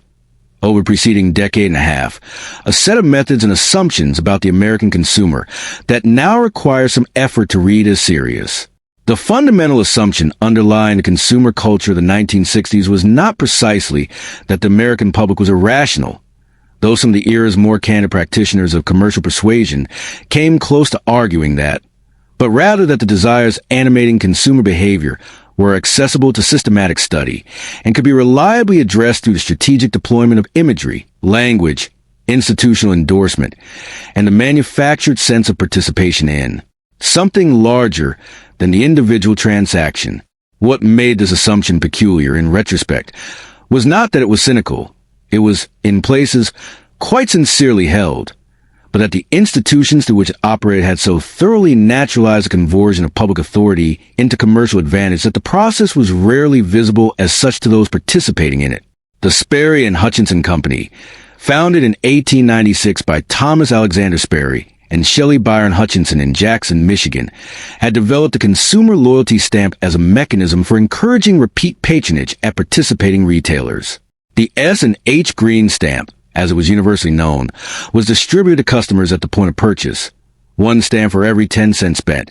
and collected in books of 1,200 stamps, each book redeemable through the company's catalog for merchandise whose range expanded steadily through the post-war decades to encompass household goods, appliances, sporting equipment, toys, and a variety of other items positioned as desirable premiums. At the program's peak, reached in approximately 1964, the Sperry and Hutchinson Company was printing and distributing stamps at a volume approximately 3 times greater than the volume of postage stamps issued by the United States Postal Service, and approximately 80 million Americans, representing a substantial majority of the country's households, were actively collecting them. The company operated approximately 600 redemption centers across the country, where customers could bring their completed books and exchange them for catalog merchandise. The redemption centers were designed with the specific commercial objective of making the exchange feel like a gift rather than a transaction, an atmosphere sustained by the physical presence of the merchandise on display and by the theatrical gesture of presenting completed stamp books across a counter rather than mailing them to an address. The actual arithmetic underlying the program was somewhat less theatrical. The stamps represented a portion of the retailer's marketing budget transferred to the customer in a form that could only be redeemed to the company's own catalog at prices that the company set without competitive pressure, since the stamps had no monetary value and could not be spent elsewhere. The premium merchandise in the catalog was priced at stamp values that typically corresponded to retail prices modestly above what the same item could be purchased for at a discount retailer, a relationship that the catalog's presentation of the merchandise as a gift or reward rather than a purchase made difficult for most customers to evaluate. The Sperry and Hutchinson Company earned revenue from the retailers who purchased stamps for distribution, from the float represented by outstanding stamps that were never redeemed, estimated at approximately 15 to 20% of all stamps issued, and from the catalog merchandise itself. The system's commercial genius lay in the fact that it converted the retailer's marketing expenditure into an asset of the stamp company, while giving the customer the experience of accumulating value through something that felt like thrift but functioned, in aggregate, more like a very modest rebate delivered through an elaborate and time-consuming process. The relationship between the space program and the American consumer goods market produced one of the more durable misunderstandings in the history of commercial promotion. Tang, a powdered orange-flavored drink product developed by the chemist William Andrew Mitchell at the General Foods Corporation Research Facility in Tarrytown, New York, had been formulated in 1957 and introduced to the retail market in 1959, where it attracted modest consumer interest without generating remarkable sales. The product's commercial trajectory changed substantially in February of 1962, when the National Aeronautics and Space Administration included Tang among the provisions for Friendship 7 orbital mission flown by John Herschel Glenn Jr. on February 20, 1962. A practical decision based on the product's physical convenience in the conditions of spaceflight, rather than on any assessment of its nutritional superiority over fresh orange juice. General Foods recognized immediately that the association between Tang and the space program was a marketing resource of considerable value, and the advertising campaign that followed positioned Tang as the beverage that astronauts drank in space, implying through the juxtaposition of the product with imagery and language drawn from NASA's public prestige, a kind of institutional endorsement that the space agency had not formally provided, and that the product's actual formulation did not support. The nutritional content of Tang, enriched with vitamin C and, in later formulations, vitamin A, was real but modest, comparable to what a glass of reconstituted frozen orange juice would provide, and substantially below what could be obtained from fresh squeezed orange juice in terms of full spectrum of nutrients present in the original fruit. The advertising did not make false claims in a simple sense. It operated in the space between a claim that was technically supportable and the impression that the advertisement actually conveyed, allowing consumer to draw connections that the manufacturer had arranged but not explicitly stated. This technique was not unique to General Foods or to Tang. It was a standard instrument of post-war consumer advertising, whose use had been theorized and systematized by the advertising industry's most sophisticated practitioners. Ernest Dichter, The Austrian-born psychologist who had founded the Institute for Motivational Research in Croton-on-Hudson, New York, in 1946, had argued throughout the 1950s that consumer behavior was governed primarily by unconscious motivations that bore no necessary relationship to the stated characteristics of the products consumers were choosing, and that advertising should therefore be designed to address those unconscious motivations rather than provide information about product attributes. Dichter's theories, which drew heavily on the vocabulary of Freudian psychoanalysis, had been applied by major advertising agencies, including J. Walter Thompson and Barton, Durstein and Osborne, to campaign for products ranging from automobiles to soap, and his 1960 book, The Strategy of Desire, had brought a version of his argument to a general readership, where it had attracted a response whose enthusiasm among advertising practitioners was matched by discomfort among cultural critics, most notably Vance Packard, whose 1957 book, The Hidden Persuaders, had presented the application of psychological research to commercial persuasion as a threat to the rational autonomy of consumer. The frozen dinner that the C.A. Swanson and Sons Company of Omaha, Nebraska, had introduced in September of 1953 occupied a specific position in the consumer culture of the decade that followed, simultaneously reflecting and reinforcing a shift in the structure of domestic food preparation, whose consequences were still working themselves out at the far end of the 60s. The product, a complete meal of sliced turkey with cornbread dressing, sweet potatoes, and peas, arranged in a segmented aluminum tray and packaged in a box printed with an image of a television screen, intended to be heated in a conventional oven at 325 degrees Fahrenheit for approximately 25 minutes and eaten directly from the tray, had been developed partly in response to the practical problem of a substantial surplus of frozen turkey following the Thanksgiving season of 1953, when the company found itself in possession of approximately 260 tons of frozen poultry that it needed to distribute before the product spoiled. By the end of the decade, approximately 100 million units of Swanson's television brand dinner were being sold annually, and the product had given its name to a category, the TV dinner, that encompass a range of competing offerings from manufacturers, including Banquet Foods Corporation of St. Louis, Missouri, and Morton Foods of Louisville, Kentucky. The television dinner was among the earliest consumer products to treat the domestic kitchen as a site of institutional transformation rather than simply of individual preference, positioning the convenience of the frozen meal not as a compromise with the ideal of home cooking, but as a modern improvement on it.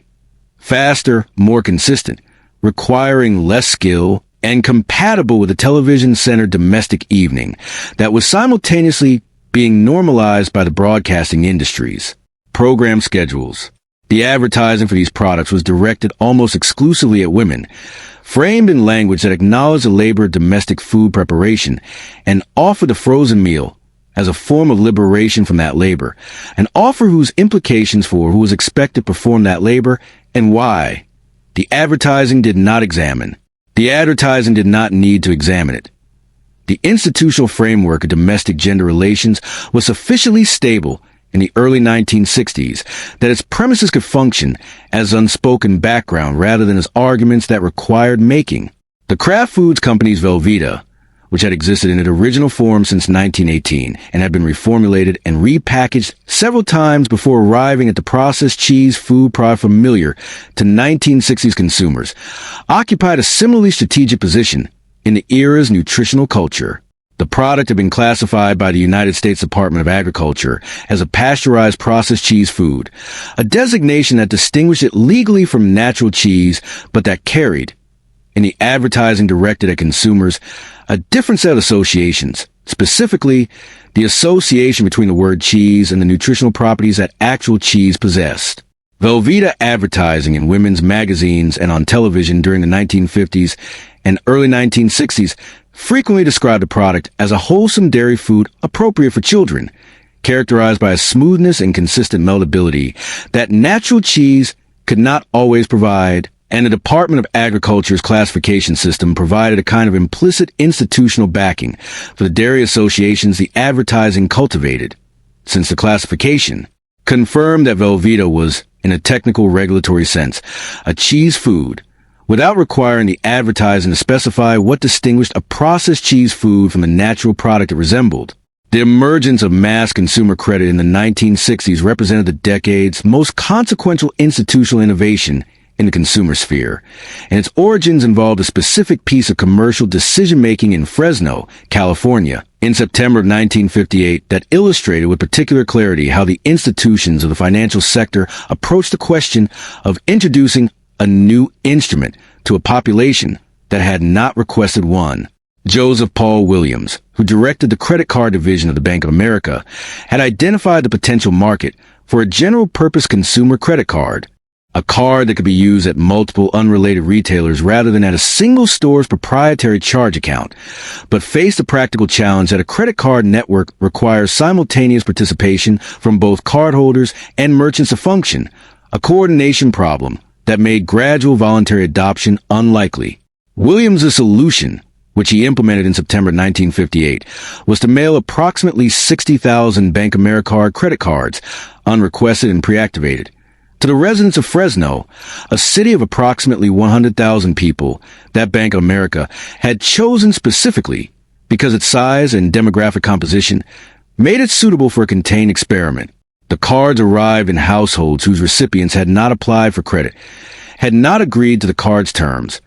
and in many cases were not aware that their creditworthiness had been assessed by the bank in their absence. The consequences of what financial historians subsequently termed the Fresno drop were instructive. Approximately 22% of the cards distributed were immediately fraudulent, stolen from mailboxes or used by individuals other than the named recipient. The delinquency rate on accounts that were used reached approximately $22 million in losses in the program's first year of operation, a figure that Bank of America's internal planning had not accurately anticipated, and that caused the bank's senior leadership considerable concern. The program continued and expanded nonetheless, because the long-term commercial logic of a general-purpose credit card network was sufficiently compelling that the first-year losses were treated as a cost of establishing the infrastructure rather than as a signal about the product's fundamental soundness. By 1965, the Bank Americard network had been licensed to banks in other states, and by 1969, it was operating in 15 countries. The card was renamed Visa in 1976 and became one of the foundational instruments of the global consumer economy. The practice of mailing unsolicited pre-activated credit cards continued until the Fair Credit Billing Act of 1974 prohibited it, by which point an estimated 100 million such cards had been distributed through the American postal system. The consumer culture of the 1960s produced its own vocabulary of aspiration and modernity, and perhaps no word in that vocabulary was more promiscuously deployed than atomic. The Ferrara Candy Company of Chicago, Illinois, had introduced the Atomic Fireball candy in 1954, naming the cinnamon confection for the associations that the word atomic carried, associations of power, intensity, and technological advancement that had made the adjective available for general commercial use in the years following the Second World War. The Holiday Inn chain served a cocktail called the Atomic Bomb in its lounges. Manufacturers of kitchen appliances, automobiles, and household cleaning products attached the word atomic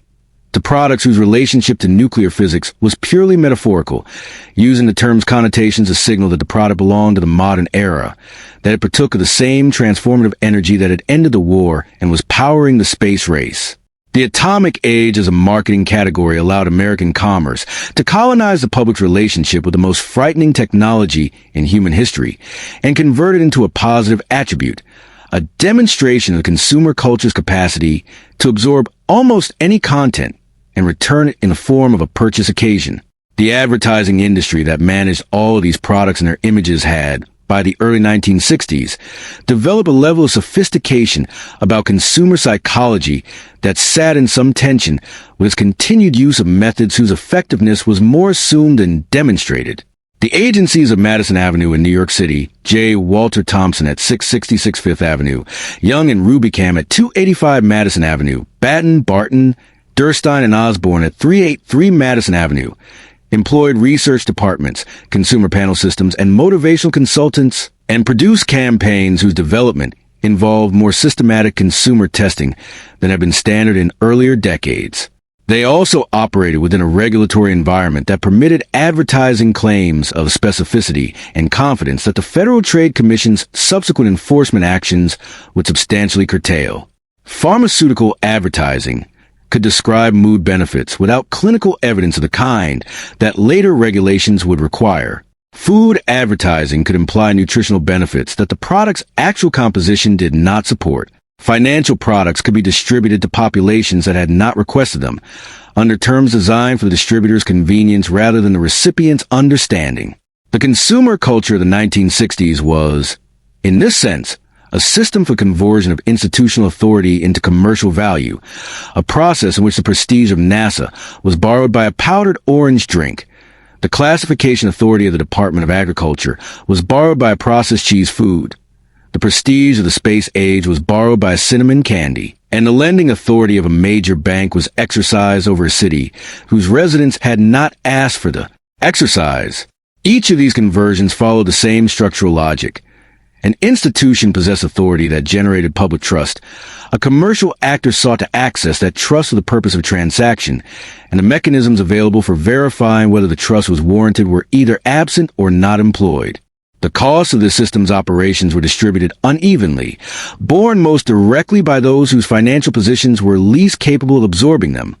By the Fresno householder who found an activated credit card in his mailbox and used it without fully understanding the interest terms. By the suburban family that substituted the cheaper processed cheese food for the more expensive natural product on the assumption that the nutritional difference was negligible. By the child whose tang was understood to be as nutritionally complete as the fresh orange juice it replaced. The consumer culture of the 1960s was in many of its dimensions a system of invisible subsidies flowing from the least institutionally powerful to the most, maintained by a regulatory framework whose construction had been substantially influenced by the institutions it regulated. The reckoning with that framework, when it arrived in the following decade, would take the form of a wave of consumer protection legislation. The Truth in Lending Act of 1968, the Fair Credit Reporting Act of 1970, the Consumer Product Safety Act of 1972, the Fair Credit Billing Act of 1974, each piece of which addressed a specific mechanism by which institutional authority had been exercised against the interests of those the institution was nominally designed to serve. Some of the structural arrangements of 1960s American social life are harder to hold at the distance required for historical description, because they were not peculiarities in the sense of being marginal or accidental features of the era. They were the operative legal and social framework within which the majority of the population moved through their daily existence, and they were experienced by those most directly subject to them, not as interesting historical artifacts, but as the concrete conditions of their lives. The institutional authority that had shaped the medical establishment's relationship with the body, the chemical industry's relationship with the environment, and the consumer culture's relationship with its customers had also set its hand to the most intimate dimensions of social existence, to who could marry whom, to who could borrow money in their own name, to who could decide whether and when to have a child, to who could vote on the policies of the government that drafted them into its military service. These arrangements present themselves to the retrospective eye as bizarre not because they were irrational by the internal logic of the institutions that maintained them, but because those institutions' internal logic was so thoroughly self-referential, so designed to sustain its own premises, that the gap between the arrangement's stated justifications and their actual operations had to be very wide indeed before the justifications became untenable. In 1960, 24 states of the United States retained statutes prohibiting marriage between persons of different races, a legal category that each state defined somewhat differently, but that in all cases included some prohibition on marriage between black and white Americans. Virginia's statute, the Racial Integrity Act of 1924, was among the most precisely drafted of these laws, defining its categories with the specificity of a taxonomic exercise, and providing criminal penalties of between 1 and 5 years imprisonment for violation. Mildred Dolores Jeter, a black and Native American woman from Central Point, Virginia, and Richard Perry Loving, a white man from the same small community in Caroline County, had traveled to Washington, District of Columbia, in July of 1958 to marry, since Virginia's law prevented them from doing so at home. They returned to Caroline County to live, and on the morning of January 6, 1959, the county sheriff and 2 deputies entered their home at approximately 2 o'clock in the morning. They had received an anonymous tip and found Richard Loving and Mildred Jeter Loving asleep in their bed. Richard Loving pointed to the marriage certificate displayed on the bedroom wall as evidence of the legality of their relationship. The sheriff informed him that the District of Columbia marriage certificate was not valid in Virginia. The Lovings pleaded guilty to the charge of cohabiting as man and wife against the peace and dignity of the Commonwealth. In January of 1959, Judge Leon Maurice Bazille sentenced them each to 1 year in jail, suspended on the condition that they leave Virginia and not return together for a period of 25 years. Bazille's written opinion in the case, rendered in January of 1965 when the Lovings applied to have their conviction vacated, included the passage that Almighty God created the races white, black, yellow, Malay, and red, and he placed them on separate continents, and but for the interference with his arrangement, there would be no cause for such marriages. This was not a remark from an eccentric or a fringe figure. It was a considered legal reasoning of a sitting judge in the Circuit Court of Caroline County, Virginia, offered in response to a constitutional argument, and it reflected a position that had been sustained by the Supreme Court of Virginia and was backed by the full apparatus of the state's law enforcement and judicial institutions. The Lovings appealed, and their case reached the Supreme Court of the United States, which heard arguments on April 10, 1967, and issued its unanimous ruling on June 12, 1967. Chief Justice Earl Warren's opinion, in which all 8 participating justices joined, held that Virginia's Racial Integrity Act violated both the Equal Protection Clause and the Due Process Clause of the 14th Amendment, and that the freedom to marry was one of the vital personal rights essential to the orderly pursuit of happiness by free men. The ruling invalidated the anti-miscegenation statutes of all 16 states that still retained them at the time of the decision. The legal apparatus governing the economic position of women in 1960s America represented a different, but structurally related exercise of institutional authority over intimate and practical life. The common law doctrine of coverture, which had held that a married woman's legal identity was subsumed into her husband upon marriage, that the two became, in the law's construction, a single person, and that the single person was a husband, had been progressively modified by state legislatures throughout the 19th and early 20th centuries, so that by 1960 the most formal expressions of coverture had been abolished in most jurisdictions. What remained was a residual structure of specific legal incapacities that, taken together, produced a situation in which a married woman in most American states could not, without her husband's cosignature or formal authorization, obtain a credit card in her own name, take out a personal loan, sign a binding contract, establish a checking account at many financial institutions, or, in some jurisdictions, register a business. These incapacities were not enforced by overt legal penalty in most cases. They were enforced through the standard operating procedures of banking institutions, credit bureaus, and commercial lenders, whose practices reflected the legal framework without requiring active judicial enforcement, because the legal framework had shaped institutional practice so thoroughly that most individual actors within those institutions experienced their procedures as natural requirements rather than as expressions of a specific legal doctrine. The practical consequences of this framework were extensive. A woman who worked and earned a salary, and approximately 38% of American women were in the paid labor force in 1960,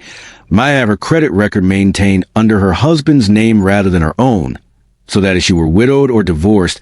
she had no independent credit history with which to establish her own financial standing. The Equal Credit Opportunity Act, which prohibited discrimination in credit transactions on the basis of sex or marital status among other characteristics,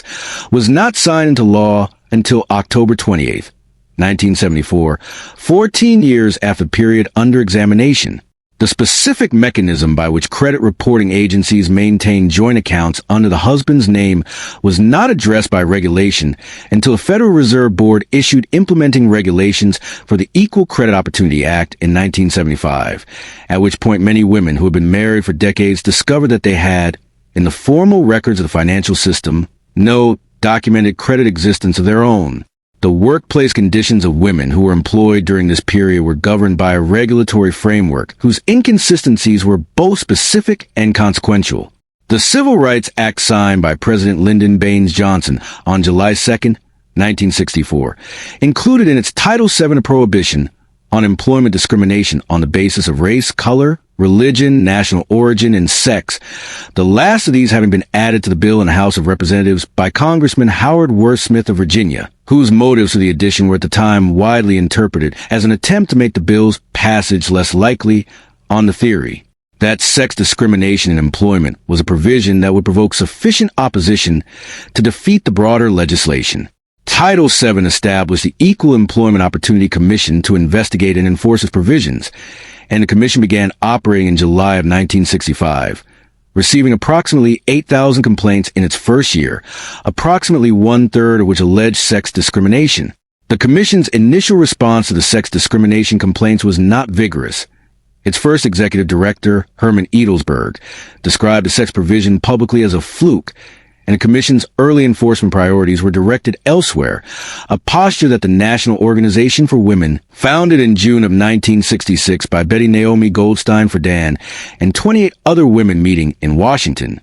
District of Columbia, was formed specifically to contest. The specific conditions that female employees encountered in 1960 included formal and published job segregation that was so thoroughly institutionalized as to have been built into the physical layout of newspaper classified advertising sections, which were routinely divided into Help Wanted Male and Help Wanted Female columns, with the female column containing primarily listings for secretarial, clerical, and domestic positions, and the male column containing the listings for professional, managerial, and technical positions whose compensation was structured accordingly. A woman applying for a position listed in the male column was not protected before Title VII's enforcement against the employer's refusal to consider her on the basis of sex, since that refusal was both legal and openly practiced. The classified advertising segregation by sex continued for years after Title VII's passage, on the basis that the newspaper was not itself an employer and therefore not subject to the prohibition, until the Equal Employment Opportunity Commission issued guidelines in 1968 asserting that sex-segregated help-wanted advertising violated Title VII, and the Supreme Court upheld this interpretation in Pittsburgh Press Company versus Pittsburgh Commission on Human Relations, decided June 21, 1973. Pregnancy was, throughout this period, a condition that most employers treated as grounds for mandatory dismissal from employment, a practice so thoroughly normalized that it required no formal policy in many workplaces. It was understood simply as a natural terminus of female employees' tenure, the point at which she left the workforce and returned to the domestic sphere that was understood as her primary location. Airlines required flight attendants to resign upon marriage and dismiss them automatically upon reaching the age of 32 or 35, depending on the carrier, requirements that were enforced through employment contracts and challenged successfully, eventually, through complaints before the Equal Employment Opportunity Commission. The Supreme Court did not rule on the constitutionality of excluding pregnancy from disability benefit coverage until General Electric Company versus Gilbert, decided December 7, 1976, in which the court held, in a decision subsequently and swiftly overturned by Congress through the Pregnancy Discrimination Act of 1978, that discrimination on the basis of pregnancy was not sex discrimination within the meaning of Title VII, a ruling whose reasoning required the court to construct a category of pregnant persons that was not coextensive with women, in order to avoid the conclusion that a policy affecting only women constituted discrimination against women. The legal status of contraception in 1960 occupied a position in the regulatory landscape that illuminates with particular clarity how thoroughly the institutional framework of the era could insulate specific authorities from scrutiny. In the state of Connecticut, a statute enacted in 1879 and never repealed made it a criminal offense to use any drug, medicinal article, or instrument for the purpose of preventing conception, and made it equally criminal to assist or counsel another person in such use. The statute had survived multiple legal challenges, including the Supreme Court's dismissal in 1943 of a challenge brought by the Connecticut State Medical Society on standing grounds, and had been upheld by the Connecticut Supreme Court on several occasions, on the theory that the legislature of 1879 had expressed a legitimate state interest in marital fertility that subsequent legislative sessions had never seen fit to revise. The practical enforcement of the statute against married couples purchasing contraceptives through pharmacies was rare. The statute was not primarily a tool of surveillance of the domestic interior, but it remained on the books and had the concrete practical effect of preventing Planned Parenthood clinics in Connecticut from operating, since the clinic's function was precisely to provide the contraceptive information and devices the statute prohibited. Estelle Treyberg Griswold, the executive director of the Planned Parenthood League of Connecticut, and Dr. Charles Lee Buxton, a physician and professor of obstetrics and gynecology at Yale University School of Medicine, opened a birth control clinic in New Haven, Connecticut on November 1st, 1961, with the explicit purpose of creating a test case that would bring the 1879 statute before the Supreme Court in a form that would require the court to address its constitutionality directly. They were arrested 10 days after opening, convicted in the Circuit Court of the Sixth Circuit of Connecticut on November 24th, 1961, fined $100 each, and the conviction was upheld by the Connecticut appellate courts. The Supreme Court of the United States heard argument in the case of Griswold versus Connecticut in March of 1965 and decided it on June 7, 1965. With Justice William Orville Douglas writing the majority opinion, which held that the Connecticut statute violated a constitutional right to marital privacy that the court located in the penumbra and emanations of the specific guarantees of the Bill of Rights. The decision, which was 7-2, addressed only the use of contraception by married couples. The extension of the right to unmarried individuals did not come until Eisenstadt versus Baird, decided March 22, 1972, which means that throughout the period under examination, the question of whether an unmarried person could legally use contraception remained. In Connecticut and in any state that chose to enact a similar statute, an unresolved constitutional question. The age of majority, the threshold at which a citizen acquired the full set of legal rights and responsibilities that American law attached to adulthood, was 21 years in every state of the Union throughout the 1960s. A threshold that had been set in the colonial period by reference to English common law, and had not been revisited despite the substantial transformation of the social and political landscape in the intervening centuries. The specific legal paradox that the escalation of American military involvement in Southeast Asia brought to national visibility was that men who had not yet reached the age of 21 were eligible for induction into military service under the Selective Service System. The minimum induction age had been 18 since the Selective Service Act of 1948, but were not entitled to vote for the members of Congress who authorized that service or for the president who directed it. The argument that this paradox was inconsistent with the basic principles of democratic representation was made with increasing frequency as the Vietnam War escalated through the mid-1960s, and it eventually produced the 26th Amendment to the Constitution, which was proposed by Congress on March 23, 1971, and ratified with unusual speed on July 1, 1971,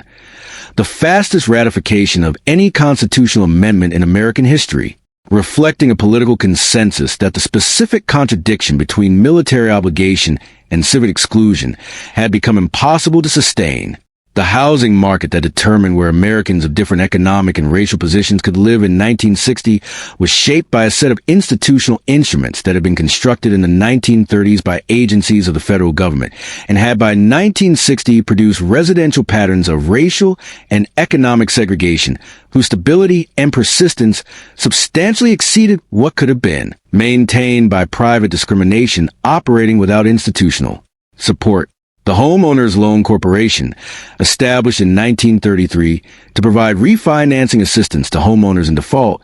had produced between 1935 and 1940 a set of residential security maps covering approximately 239 American cities,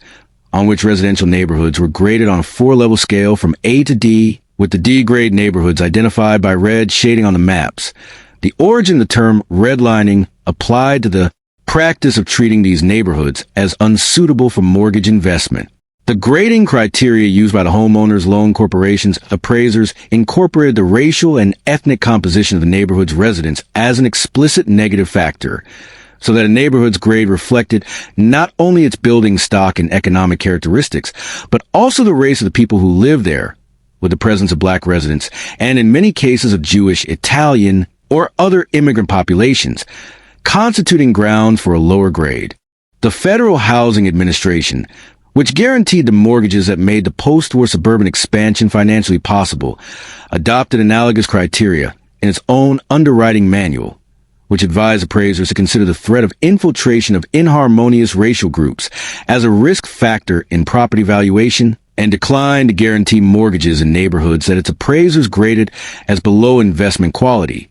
a category that the manual's criteria ensured would encompass most black urban neighborhoods. The scholar Richard Rothstein, whose 2017 volume, The Color of Law, A Forgotten History of How Our Government Segregated America, examined the specific mechanisms of federally sponsored residential segregation in detail that had not previously been assembled in a single account, argued that the residential segregation of the United States in the mid-20th century was not the product of individual private choices operating within a neutral legal framework, but was instead the direct and foreseeable outcome of deliberate federal policy, implemented through the specific instruments of the Homeowners Loan Corporation's appraisal system, the Federal Housing Administration's underwriting criteria,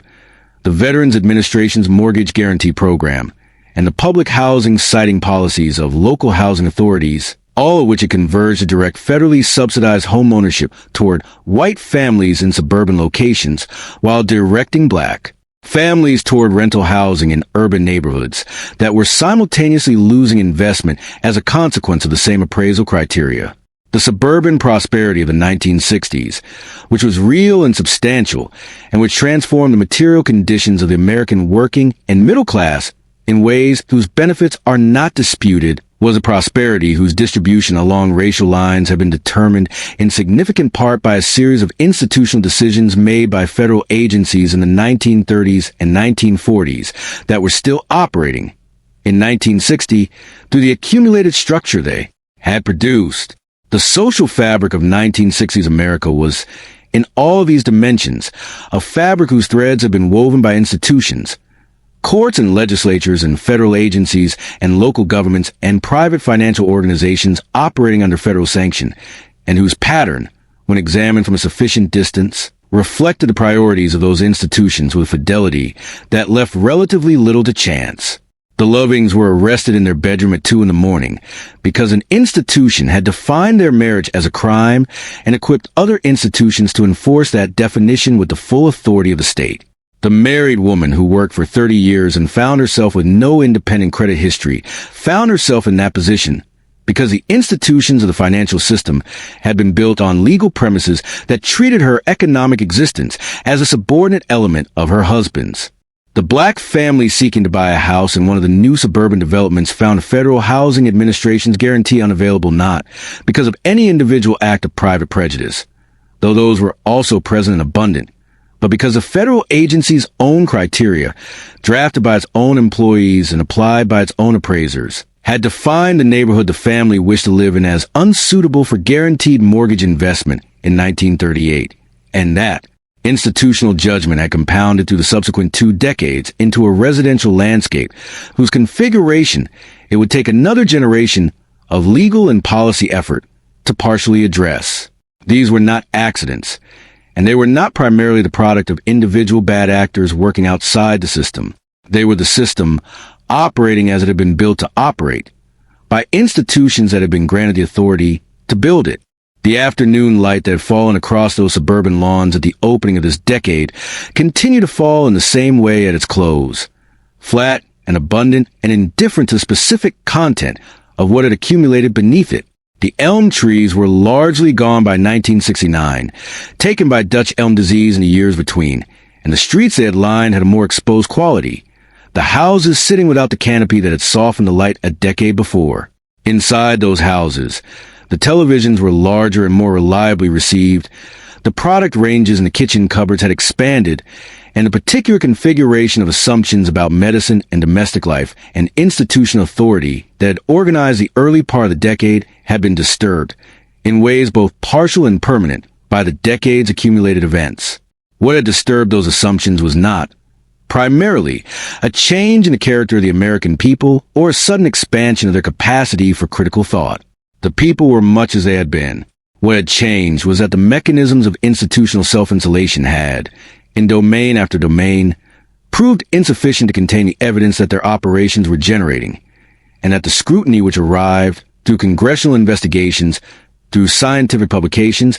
through legal challenges carried to appellate courts, through the organized political activity of those most directly bearing the costs of the existing arrangements, had found, when it looked carefully, that the confidence with which the institutions of the post-war era had operated bore an uncertain relationship to the soundness of the practices that confidence had underwritten. The reckoning was not complete in 1969, and it is not complete now. The decade had produced no final resolution,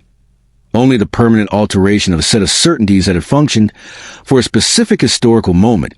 as though they were beyond the reach of question. The push lawnmower was still moving in long passes somewhere nearby, and the houses sat in the late afternoon light with the same composed domestic surfaces they had always presented. And the evening came on in the ordinary way that evenings do. Writing this script took me to places I did not entirely expect, and I want to be direct about what that experience was actually like, because I think honesty about the process is more useful than a tidy professional summary. The strongest sections, in my view, are the ones with a recurring thread. Institutional authority and its hidden costs connects most organically with a specific material. Section 3, on the chemical landscape, is where I feel the script genuinely earns its form. The story of Claire Cameron Patterson trying to measure the age of the Earth and accidentally discovering that Americans were carrying 100 times more lead in their bones than any pre-industrial human population is a kind of historical detail that does not need to be dramatized. It carries its own weight, and the script's job is simply to not get in the way of it, to deliver at the right pace, with the right supporting context, and trust the listener. I think that section does that. The Carson material also works, partly because her own story, continuing to write and testify while dying of the disease that her opponents would have used to dismiss her,